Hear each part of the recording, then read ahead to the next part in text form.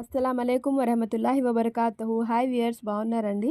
ఇది చూడండి, శక్కరపారి అండి. చాలా టేస్టీగా ఉంటాయి, మీరు ట్రై చేయండి. ఇక్కడ నేను 2 గ్లాసెస్ ఆఫ్ రిఫైన్డ్ మైదా తీసుకున్నాను. అందులో చిటికెడు సాల్ట్ యాడ్ చేయండి.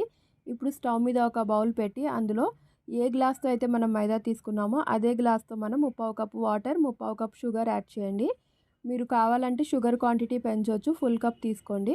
ఇప్పుడు ఇందులో ఒక 4 స్పూన్స్ ఘీ అండి, నెయ్యి ఏదైతే ఉంటుందో దాన్ని యాడ్ చేయండి. ఇప్పుడు ఈ షుగర్, ఈ ఘీ మెల్ట్ అవ్వాలండి, అంతవరకే, పాకం రావద్దు. ఇలాగా మంచిగా మెల్ట్ అయ్యేంత వరకు పెట్టి ఇప్పుడు దీన్ని నార్మల్ టెంపరేచర్లో వచ్చేదాకా చల్లారేదాకా సైడ్లో పెట్టేయండి. ఇప్పుడు మనం మైదా ఏదైతే మనం జల్లించి పెట్టుకున్నామో అందులో ఈ లిక్విడ్ యాడ్ చేసి మంచిగా చపాతీస్కి ఎలాగైతే మనం పిండి మొత్తం కలుపుతామో సేమ్ అలాగే కలిపి మొత్తం బైండ్ చేసి ఇలాగా సైడ్లో పెట్టండి. ఒక 10 మినిట్స్ సైడ్లో పెట్టండి. మీరు మైదా స్కిప్ చేయాలనుకుంటే సేమ్ ఇదే మెజర్మెంట్తో మీరు గోధుమ పిండితో కూడా ట్రై చేయొచ్చు. సేమ్ టేస్ట్ ఉంటుందండి, మంచిగా ఉంటుంది. మీరు గోధుమ పిండి అయినా ట్రై చేయండి. ఇలా సాఫ్ట్ అయ్యేంత వరకు చేసినాక ఒక 10 మినిట్స్ సైడ్లో పెట్టేయండి.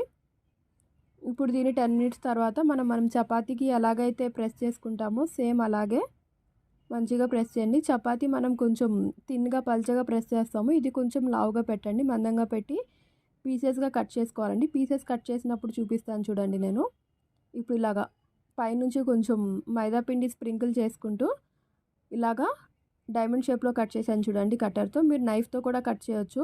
నేను నైఫ్తో కూడా ఇలా కట్ చేసి స్క్వేర్లా కట్ చేస్తున్నాను చూడండి. నెక్స్ట్ అది కూడా చూపిస్తాను. ఇలాగా స్క్వేర్ షేప్లో కట్ చేసుకోండి. మీకు ఏ విధంగా కావాలంటే ఆ విధంగా షేప్స్ కట్ చేసుకోండి.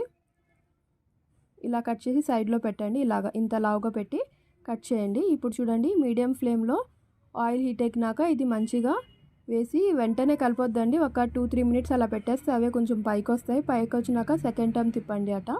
తిప్పి మంచిగా ఇలాగా గోల్డెన్ బ్రౌన్ వచ్చేంత వరకు ఫ్రై చేసుకొని సైడ్లో పెట్టండి. ఇప్పుడు ఇది వేడిగా ఉన్నంత సేపట్లోనే మనం ఒక చిన్న మిక్సీ జార్లో షుగర్ వేయండి. 4 టేబుల్ స్పూన్ షుగర్ వేసి అందులో ఒక 4 ఇలాచీ వేసి ఐసింగ్ పౌడర్ రెడీ చేసుకొని ఇలా పైనుంచి స్ప్రింకిల్ చేసుకోండి. ఇవి చాలా టేస్టీగా ఉంటాయి. 15 to 20 డేస్ ఎయిర్ టైట్ కంటైనర్లో వేసి పెట్టి స్టోర్ చేసుకుంటే మంచిగా ఉంటాయి. పిల్లలు ఉన్న ఇంట్లో 1 వీక్ కూడా ఉండవండి. మీరు ట్రై చేయండి. లోపల కూడా సాఫ్ట్గా వచ్చినాయి. మీరు ట్రై చేసి స్నాక్స్ బాక్స్లో పిల్లలకి పెట్టండి. ఎలా వచ్చినాయి అనేది కామెంట్ సెక్షన్లో చెప్పండి. అల్లా హాఫీజ్.